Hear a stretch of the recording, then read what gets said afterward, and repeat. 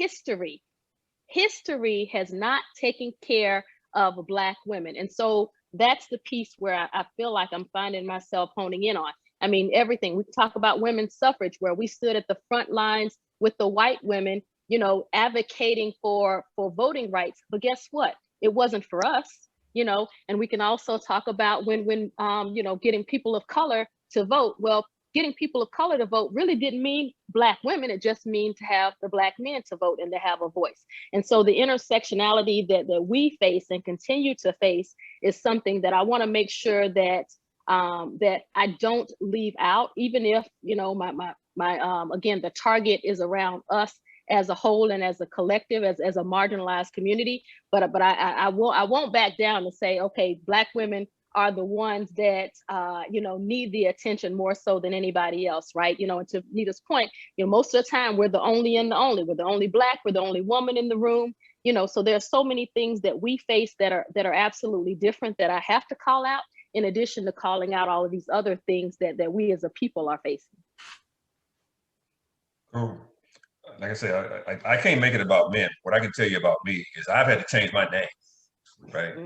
So not just being a Black man, but when I at a point when I was submitting resumes, I wasn't Tearod, I was Tearod Robertson. You know what I mean? And that was to get me in front of you so that you can see that I'm okay. And then once I get in front of you and you look at me and you stare for like 10 seconds, and you're like, you're very articulate. Oh my God.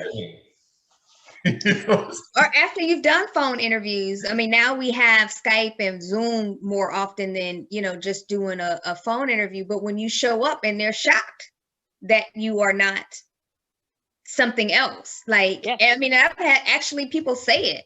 I never would have thought you were Black. Yeah. Like, what? What does that really mean? What does it mean? Yeah.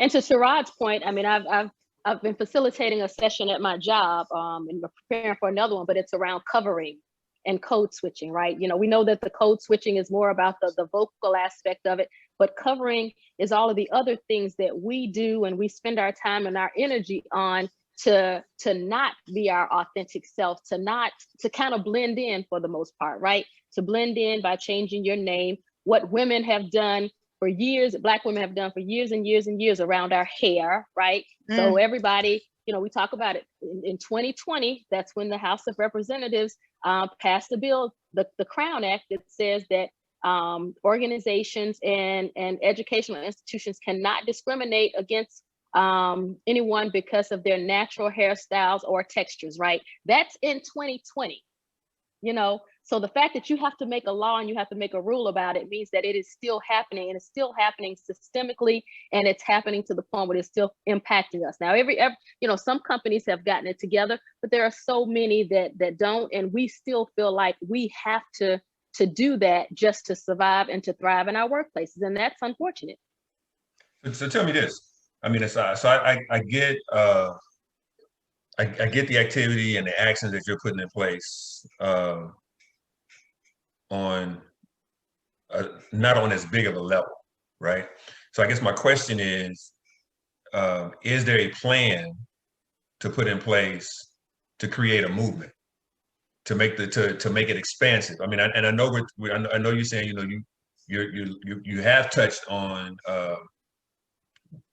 different ethnicities and, you know, different cultures, but okay, I get it. But the question is, is there a plan to make this thing not blow up, but expand and start touching people even when you're not talking, and when other people are talking, they're saying what you're thinking? Yeah, and I think probably what you're asking me is around branding, right? You know, so again, literally when I started, this is what it was all about. It has evolved, and maybe the brand that I have around Unsilence Her and the fact that it was, you know, targeted to the silenced female leader might be off-putting to some that don't have an opportunity to dig a little bit deeper, right? And so maybe what you know, your question is, do I have an opportunity or plans to even rebrand and make sure that the name is inclusive, and so that I follow up with more inclusive conversations as to not be misaligned with the brand. Is that more so what you're saying? Kind of, but not really. Kind of, okay.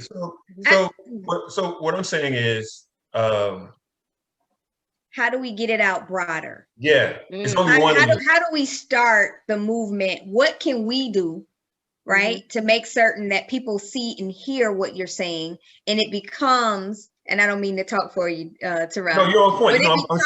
I'm really passionate about this, but it becomes something broader than your podcast and goes beyond and gets bigger, and the conversation actually starts to change those things that are happening to us, the very things that you are talking about. Yeah, I mean, you know what, that's a good question, and you probably put me on the spot, but at the same time, I will say that, in all honesty, when I started this, I never anticipated it getting this far, right? I mean, there's a lot of things that I do, podcast aside, in my job, like I said, I facilitate certain conversations about this, and just, our life and how we advocate for us on a regular basis. That's not the podcast. So there are those things that I feel like, okay, I need to continue to double click on those things and advocate, and partner with guys like you and partner with others to make sure, again, we're calling it out by name, right? Taking it out of the shadows. But I think that's part of what a lot of people are trying to do. Now, again, the organization part, I'm not an organizer, so, we'd have to talk a little bit about that. But at the same time, I think that, now that it has gotten to where it is, maybe there is a way to continue to, well, again, whether it's rebranding or doing a spinoff or something like that, to make sure that we are elevating these conversations, elevating our voices, elevating, and normalizing what's happening, because a lot of people are still feeling like, okay, they're holding it inside because they feel like these are isolated incidents, and we need to know that, I got your back, you got my back, what you're feeling is normal. Let's talk about it, let's learn from it, type of thing. So I don't know if I answered your question, because I don't know if I know the answer, right? But I am absolutely willing and open to doubling down on what we're doing and figuring out together. Right. Yeah. So, like when you think about, and I'm not trying to put you in shoes that you're not ready to wear yet. But when you think about, I got a whole bunch of shoes in my closet, so come with it. Come with it. So just like when you think about Dr. King, right? Yep. When I visualize Dr. King, I don't visualize all the things that he did, right? I visualize the 3/4 trench coat and the brim, right? Standing on the side of the wall with a cigarette in his hand, right? Now, with that said, that's his brand, but his brand is not what he did. You see what I'm saying? His brand wasn't his movement. Yeah. When they got to DC, that movement, and I'm not saying a DC type movement, right? Because this thing didn't have to be there, especially in the middle of COVID, right? But when they got to DC, people were able to see the movement and not just the brand of the guy that was the African American pastor from Montgomery to Atlanta, right? But I think there were a lot of pieces that he put together. Now I'll even talk about the vice president, right? She goes by Black, she goes by person of color, but she goes by a whole lot of other stuff too. You see what I'm saying? And at the same time, when she was running, she didn't just run a straight campaign. She let the gay community know, hey, you need this too, right? So when I see Unsilence Her, I think I had to change my name to get a job. You see what I'm saying? When I see Unsilence Her and the imposter syndrome, I think about myself as an engineer at a company as a spook by the door, right?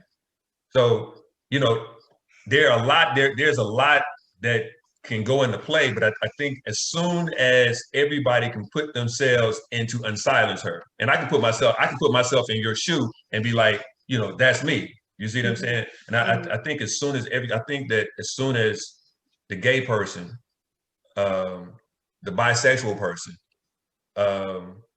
the white guy that gets joked on all the time.